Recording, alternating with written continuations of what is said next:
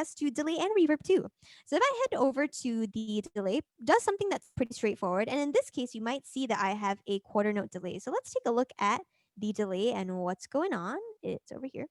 And in this delay, I have turned on the filter. This is something that I mentioned also just now when I was talking a little bit about the reverb and its input processing. But generally, for a lot of delays, I also try to filter it a little bit too so that it doesn't have the exact same frequencies as the original vocal, but it sounds a little bit different, adds a little bit of a more interesting character.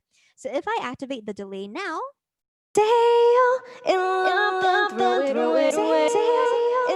it's a bit subtle, but the echoes, or not the echoes really, but the repetitions of the delay are a little bit filtered. And just to illustrate this, I'm going to keep the delay up, so maybe around 40 something %, but I'm going to move around the filter on the delay device itself. So Stay in love, then throw it away. In love, then throw it away. In love, then throw it away. In love, then throw it away. But you kind of hear how even though the original vocal is still the same, the repetitions of the delay are kind of filtered in their individual way. And that's something that you can play with around as well. Maybe even on a separate kind of controller, you could map these parameters there and you could have a knob that controls the filter of your delay. That could be a cool option to do as well. But let's head over again to the reverb before I forget. I've got something called long tail over here. And this one I've specifically made very long and I've made it untimed. And I've also made it have a freeze.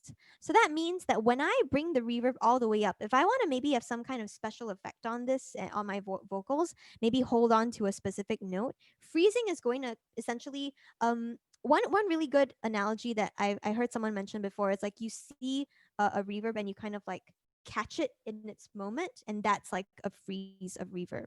So here's reverb. In love, then throw it away. In love, Here's the freeze.